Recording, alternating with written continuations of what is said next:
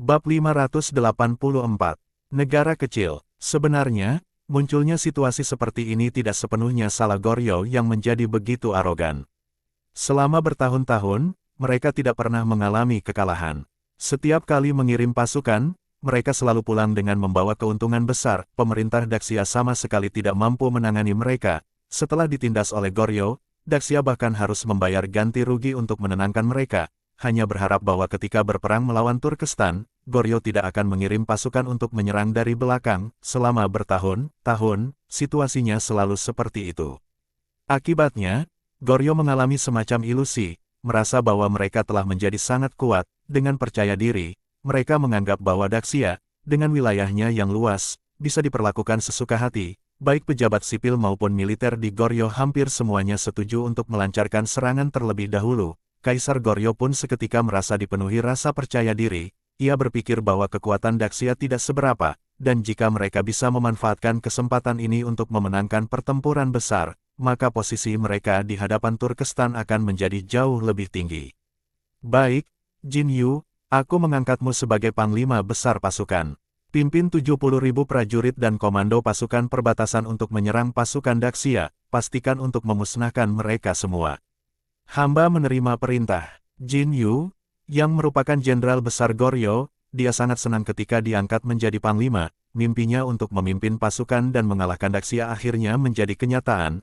Bahkan, ia sudah memikirkan bahwa setelah menghancurkan pasukan Daxia, ia bisa terus memimpin pasukan menuju ke selatan, langsung merebut wilayah yang luas. Wilayah Goryeo sebagian besar terdiri dari pegunungan, dan musim dinginnya sangat dingin, termasuk dalam kategori wilayah yang keras dan tandus. Mereka sangat menginginkan untuk terus memperluas wilayah, terutama tanah subur milik Daxia yang selalu membuat mereka tergiur dan iri. Meskipun Daxia mengalami kemunduran, namun mereka tetap mempertahankan sikap keras terhadap wilayah mereka. Goryeo telah beberapa kali mengirim pasukan untuk menyerang Daxia, dan pada tahap awal serangan biasanya berjalan sangat lancar. Pasukan Goryeo memukul mundur pertahanan Daxia secara bertahap, namun, pemerintah Daxia selalu dengan cepat mengerahkan pasukan besar untuk melawan, bahkan jika harus bertarung mati-matian demi merebut kembali wilayah yang hilang. Jin Yu merasa bahwa ini adalah kesempatan yang sangat baik. Informasi yang mereka miliki sangat terbatas, sehingga mereka tidak terlalu mengetahui situasi di luar, terutama karena sebagian besar peristiwa terjadi di musim dingin. Di musim dingin, salju yang lebat membuat jalanan tertutup, dan pengumpulan informasi menjadi sangat sulit. Hingga saat ini, Jepang sudah dihancurkan sepenuhnya, tetapi Goryeo sama sekali tidak menyadarinya. Tentu saja, ini adalah hasil dari upaya Lin Hai untuk memblokir berita secara aktif. Tidak ada seorang pun dari Jepang yang berhasil melarikan diri, sehingga informasi tersebut tidak pernah sampai keluar. Namun, Goryeo telah menikmati masa yang sangat nyaman akhir-akhir ini. Sudah lama mereka tidak mengalami serangan dari para perompak Jepang, sehingga mereka menjadi semakin percaya diri secara membabi buta. Bagaimanapun, mereka berpikir bahwa meskipun kalah, mereka masih bisa mundur dan bertahan di dalam kota, sehingga tetap berada dalam posisi yang tidak terkalahkan. Menurut perhitungan Goryeo, pengiriman pasukan oleh Daxia setiap harinya akan menghabiskan banyak logistik, dan jarak yang jauh membuat pengangkutan makanan menjadi sangat mahal. Goryeo menyimpulkan bahwa kali ini Daxia tidak akan mampu bertahan terlalu lama. Serangan ini hanya dimaksudkan sebagai peringatan bagi mereka. Sebelum Daxia mengalihkan fokus ke pertempuran melawan Turkestan, Goryeo merasa bahwa analisis mereka terhadap Daxia sudah sangat mendalam, dan mereka yakin semuanya ada dalam kendali mereka. Pasukan Daxia yang dikirim segera mendeteksi pergerakan besar-besaran pasukan Goryeo yang berkumpul dengan cepat. Informasi tersebut segera dikirim kembali ke markas besar dengan kecepatan maksimal. Di hadapan Lin Hai, terdapat sebuah diorama besar yang merepresentasikan medan sekitar dengan sangat realistis. Berdasarkan hasil pengintaian, melalui simulasi pada diorama tersebut posisi pasukan musuh dapat dipastikan. Segala gerak-gerik musuh berada dalam kendali penuh. Sama persis dengan yang Anda prediksi. Selama bertahun-tahun ini, Goryeo terus bertingkah dan belum pernah mengalami kekalahan besar. Mereka menjadi sangat arogan. Kali ini, mereka bahkan berani mengumpulkan pasukan besar untuk menyerang kita secara langsung. Dilihat dari skala ini, mereka berniat mengepung dan memusnahkan kita semua. Negara kecil seperti Goryeo ini benar-benar memiliki ambisi yang besar, kata Yu Huashi sambil tersenyum sinis. Benar sekali, lokasi Goryeo sangat strategis, sehingga mereka bisa dengan mudah menyerang sekaligus mempertahankan posisi mereka yang sulit ditembus. Terlebih lagi, sejak Daxia berdiri, beberapa kali kita melancarkan serangan terhadap mereka dan selalu gagal. Inilah yang menjadi dasar kepercayaan diri mereka yang berlebihan. Kata Lin Hai. Tapi kali ini kita bukan lagi Daxia yang dulu. Dengan adanya persenjataan artileri yang memadai, tembok kota mereka yang setinggi apapun tidak akan berarti, kita harus memusnahkan pasukan besar mereka sepenuhnya.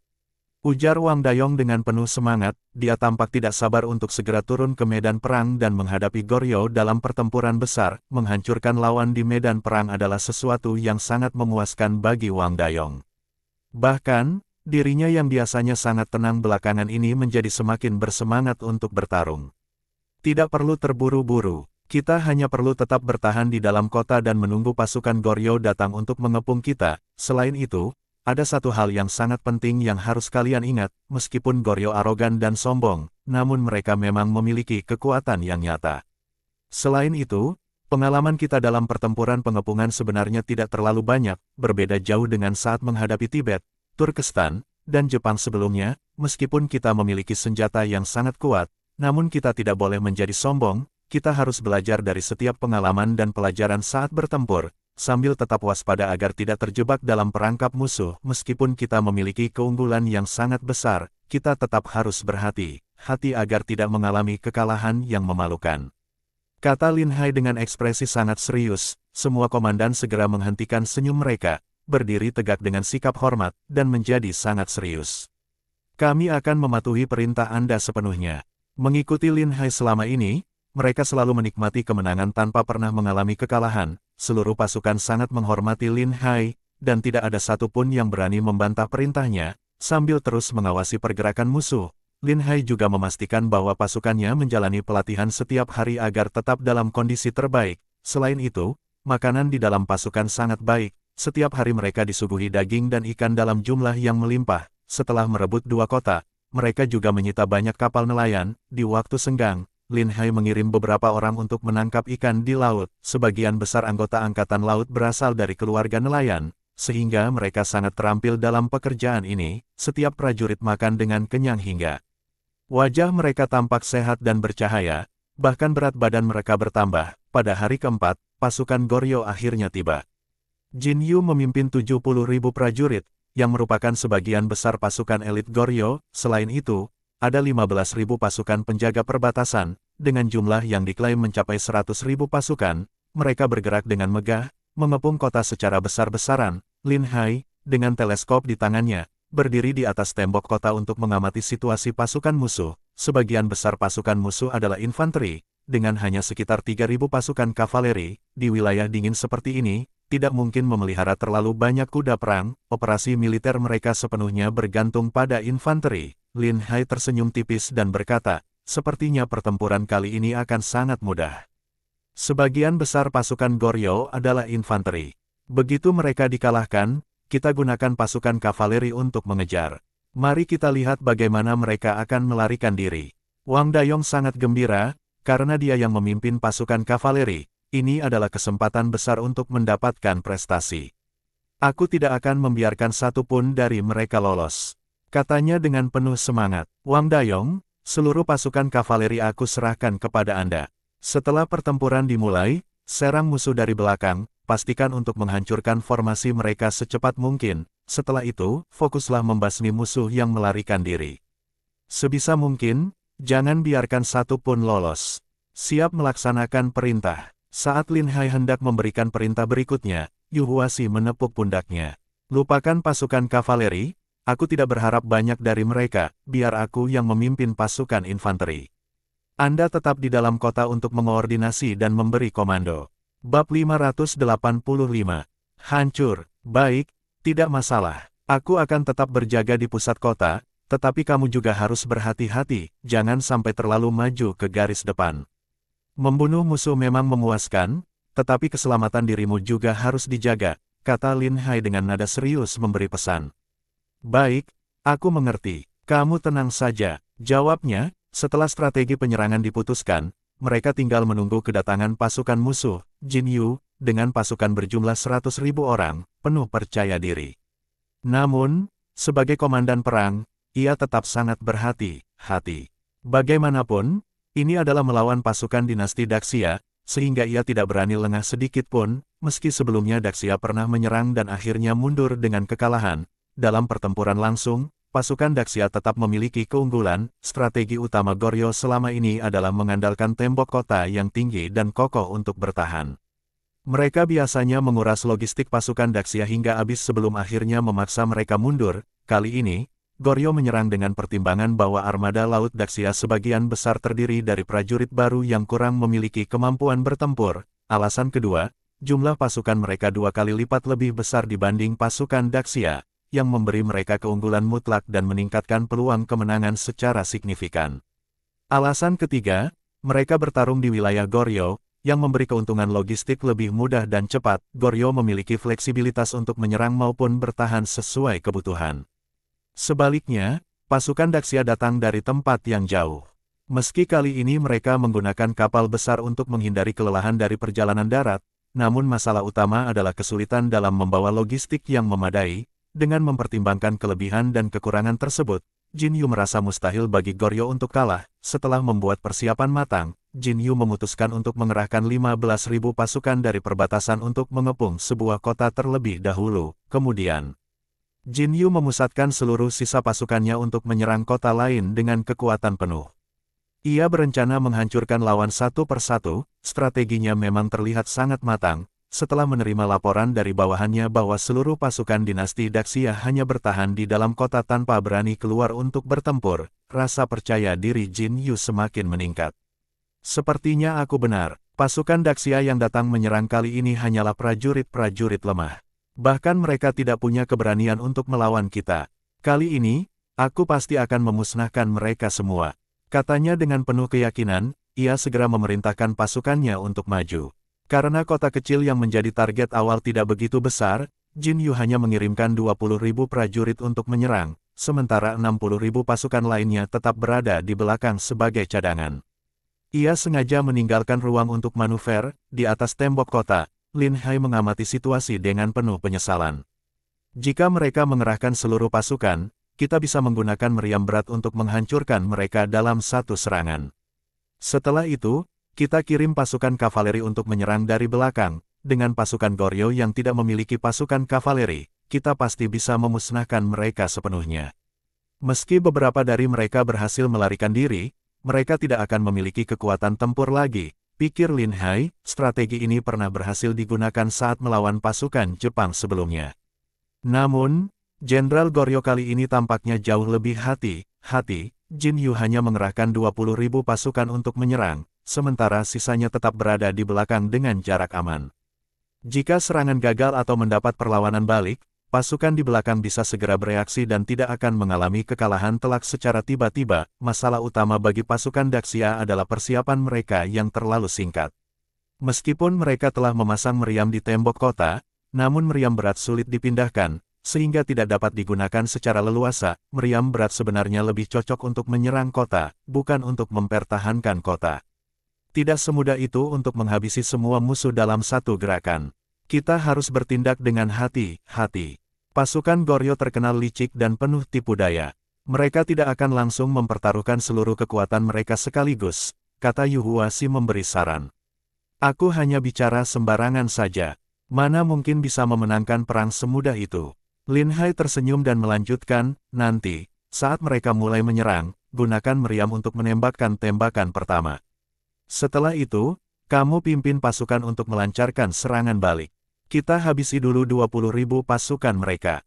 Baik, semuanya akan mengikuti perintahmu.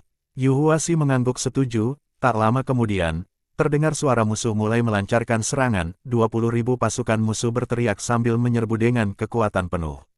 Barisan depan membawa tangga panjang untuk menyerang tembok, sementara yang lain memegang perisai untuk melindungi diri dari serangan panah. Beberapa lusin orang mendorong gerobak besar yang membawa batang kayu besar. Mereka berencana menggunakan batang kayu tersebut untuk mendobrak gerbang kota. Saat mereka masuk dalam jangkauan tembak, para pemanah Goryeo mulai melancarkan serangan panah ke arah tembok kota, mencoba menekan pasukan yang berjaga di atas tembok. Namun, Lin Hai tetap bersembunyi di balik parapet dan tidak segera memerintahkan serangan balasan. Barulah ketika suara benturan keras terdengar di gerbang kota dan banyak tangga mulai dipasang di tembok, Lin Hai tahu bahwa musuh telah memulai pendakian. Lin Hai berteriak keras, "Semua orang, dengar perintahku.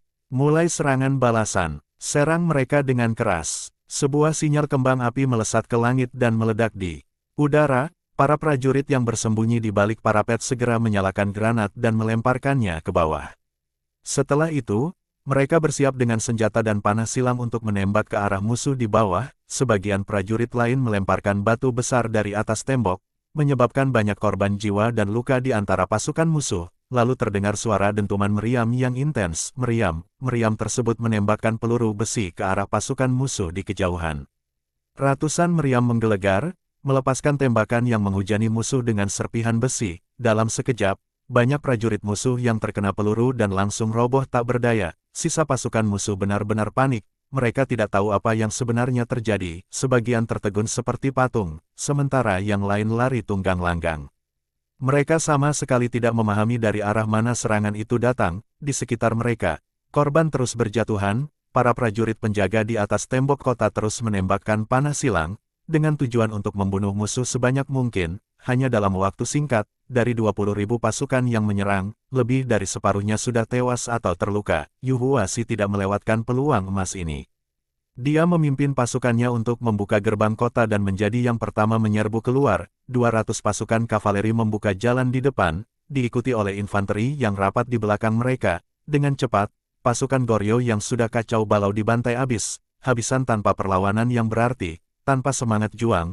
Mereka bahkan tidak tahu bagaimana cara melawan serangan itu. Dari kejauhan, Jin Yu yang awalnya penuh percaya diri melihat pemandangan di depan matanya seperti neraka. Dia benar-benar terpaku. Awalnya, dia mengira 20.000 pasukannya dapat dengan mudah menembus kota dan menghancurkan seluruh pasukan Daxia. Namun, siapa sangka dalam waktu singkat, pasukannya sudah tercerai-berai tanpa harapan. Dia sama sekali tidak menyangka Daxia memiliki begitu banyak senjata baru yang belum pernah dia lihat sebelumnya. Orang-orang di masa itu memang sangat percaya pada hal-hal mistis. Mendengar suara ledakan, banyak prajurit musuh yang mengira itu adalah suara petir yang dikirim oleh Dewa Petir untuk membantu Daxia melawan mereka. Beberapa bahkan gemetar ketakutan dan berlutut di tanah, berdoa untuk keselamatan mereka. Jin Yu, meskipun tidak tahu persis apa yang terjadi, dia hanya bisa memikirkan satu hal, segera mundur. Jika tidak segera menarik mundur pasukan, 20.000 tentaranya akan segera dimusnahkan. Dia berteriak dengan lantang kepada bawahannya, segera bunyikan tanda mundur. Atur ulang barisan, jadikan pasukan belakang sebagai pasukan depan.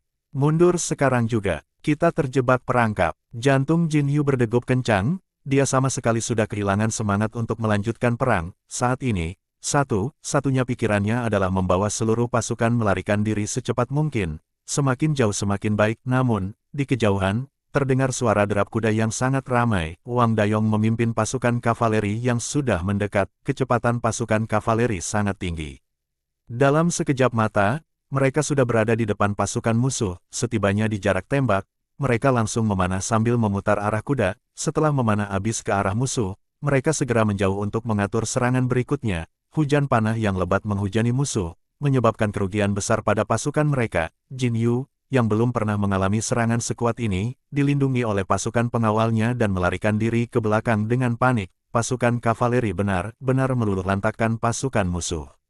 Setelah itu, mereka berbalik arah dan menyerang sisa pasukan yang sedang mencoba menyerbu kota. Wang Dayong menerima perintah yang sangat jelas.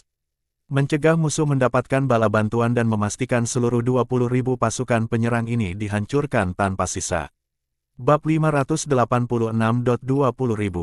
Lin Hai, yang melihat situasi sudah mulai terkendali, segera memerintahkan pasukan penjaga di atas tembok kota untuk menghentikan serangan panah guna mencegah kemungkinan melukai pasukan mereka sendiri. Tujuannya jelas, yakni menghancurkan seluruh 20.000 pasukan musuh, dan kini target tersebut sudah hampir tercapai. Jin Yu tidak menunjukkan keraguan sedikitpun. Dia segera memimpin pasukan yang tersisa untuk mundur dengan cepat. Dia juga mengirim perintah kepada pasukan penjaga perbatasan agar mereka segera mundur juga. Kekuatan yang diperlihatkan oleh pasukan Daxia telah membuat seluruh pasukan musuh ketakutan. Mereka sadar bahwa bertempur secara langsung tidak ada harapan untuk menang. Satunya pilihan adalah kembali ke kota untuk mengandalkan perlindungan tembok kota. Dalam perjalanan mundur, mereka meninggalkan segala perlengkapan berat, membuang peralatan yang menghambat kecepatan, dan melarikan diri dengan secepat mungkin. Setibanya di kota, mereka segera memerintahkan untuk menutup gerbang kota rapat-rapat. Cepat, tutup gerbang kota. Tumpuk batu besar untuk memperkuatnya. Pasukan Daxia pasti akan menyerang kota kita. Selain itu, segera kirim pesan kepada Yang Mulia bahwa pasukan Daxia memiliki senjata baru yang sangat kuat.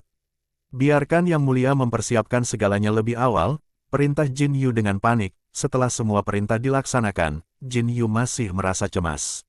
Peristiwa hari ini sangat mengerikan baginya. Dalam waktu kurang dari 1/4 jam, 20.000 pasukannya telah dihancurkan. Bagaimana mungkin ini terjadi? Bahkan memotong babi atau kambing pun butuh waktu. Apa sebenarnya senjata yang mampu mengeluarkan suara keras seperti itu? Pikir Jin Yu dengan ngeri, dia memerintahkan seluruh pasukan untuk mundur ke dalam kota.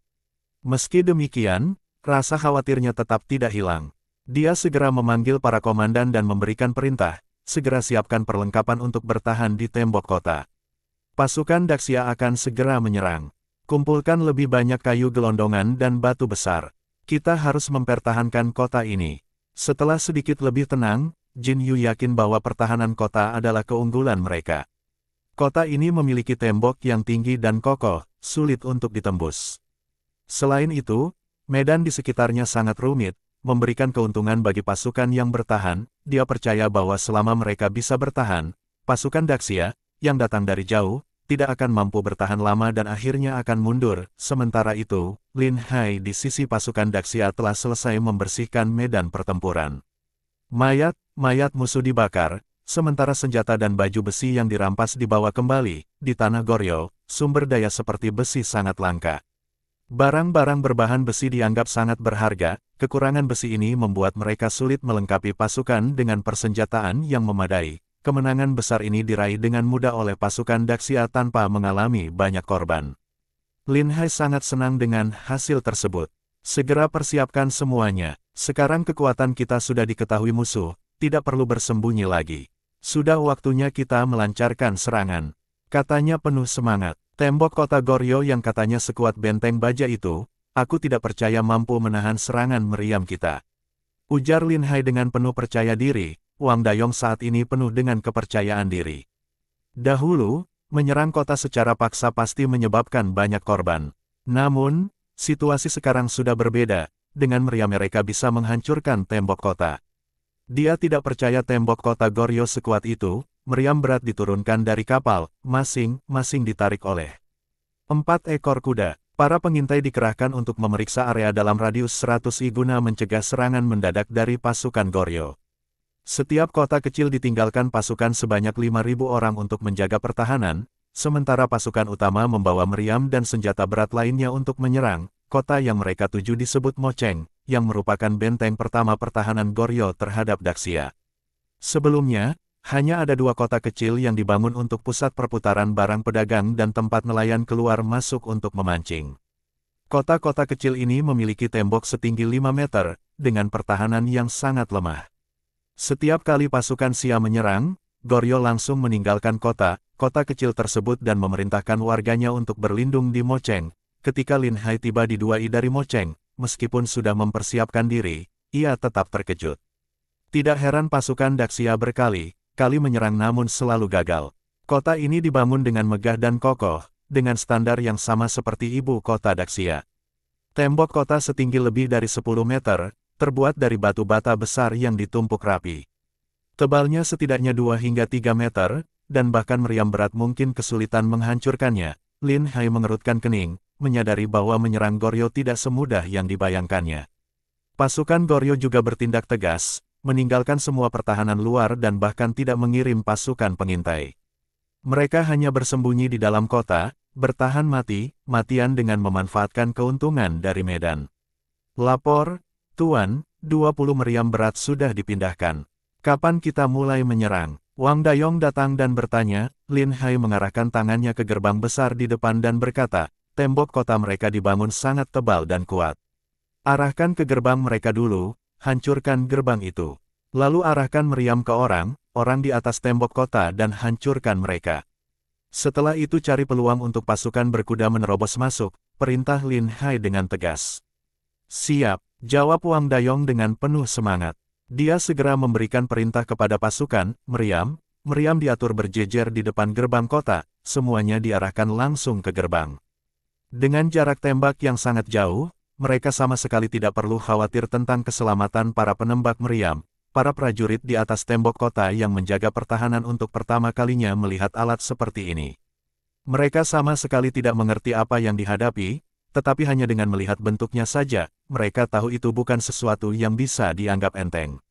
Informasi tersebut segera dilaporkan kepada Jinyu, yang mendengar bahwa pasukan Xia mulai menyerang, segera membawa para pengawalnya dan bergegas ke lokasi. Dia berdiri di atas tembok dan mengamati situasi di bawah dengan penuh perhatian. Dengan dahi berkerut, Jinyu tampak bingung, apa sebenarnya benda hitam itu? Apakah sebelumnya pasukan Daxia mengalahkan kita menggunakan benda itu? Namun tiba-tiba wajahnya berubah drastis. Dengan cepat dia berteriak keras kepada semua orang, dengar baik-baik. Itu adalah senjata baru dari pasukan Daxia, sangat mematikan. Semua orang segera berlindung di belakang tembok. Jangan sampai ada yang menjulurkan kepala. Mengingat kejadian mengerikan sebelumnya, Jinyu mulai menyadari apa yang sedang dilakukan oleh pasukan Daxia. Wajahnya sangat ketakutan saat dia melihat alat besar di bawah sana. Meriam berat ditempatkan pada jarak yang sangat jauh dari tembok kota, sehingga sudah di luar jangkauan panah para pemanah Goryeo. Ketika semua persiapan selesai, seorang prajurit melaporkan melalui sinyal bendera. Tanpa ragu, Lin Hai memberikan perintah untuk menyerang. Sumbu meriam dinyalakan, dan seketika terdengar suara gemuruh. Menggelegar dari meriam itu. Peluru meriam melesat ke arah musuh, membawa kehancuran dalam lintasannya. 20 meriam ditembakkan secara berturut-turut, semua tembakan mengenai gerbang kota dengan tepat. Gerbang yang dibangun sangat kokoh itu terguncang hebat akibat tembakan peluru meriam. Para prajurit yang berada di atas tembok kota merasakan getaran yang luar biasa, sehingga mereka semua berjongkok di belakang dinding pelindung dengan wajah sangat ketakutan. Ini adalah pertama kalinya mereka melihat metode serangan yang begitu dahsyat. 20 peluru meriam berhasil menghancurkan gerbang kota menjadi puing-puing, tetapi di belakang gerbang itu terlihat tumpukan batu besar. Ternyata, gerbang tersebut sebelumnya telah disumbat dengan batu besar untuk mencegah pasukan Daxia menerobos dengan paksa. Lin Hai, meskipun sudah memperkirakan kemungkinan ini sebelumnya, namun dia tetap merasa kecewa ketika melihat gerbang yang telah diblokir sepenuhnya. Dia tidak bisa menahan diri untuk memuji kecerdikan taktik pertahanan Goryeo. Mereka mungkin tidak hebat dalam hal lain, tetapi dalam hal bertahan, mereka benar-benar menguasai inti strategi. Wang Dayong, yang awalnya berniat memimpin pasukan berkuda untuk menyerbu, segera menyadari bahwa rencananya harus berubah setelah melihat keadaan tersebut. Dia memerintahkan pasukannya untuk tetap di tempat dan kemudian mendatangi Lin Hai sambil menunggang kuda. "Tuanku, apakah kita tetap akan memaksa untuk menyerang?" tanya Wang Dayong. Lin Hai menggelengkan kepala dan menjawab, dengan kondisi seperti ini, menyerang secara paksa hanya akan meningkatkan jumlah korban di pihak kita. Tembok kota mereka dibangun sangat tinggi. Bahkan dengan tangga pengepungan, akan sangat sulit untuk memanjatnya. Lin Hai tidak ingin mengorbankan anak buahnya dengan sia-sia. Dia tahu bahwa mereka harus memikirkan strategi yang lebih baik untuk menghadapi situasi ini.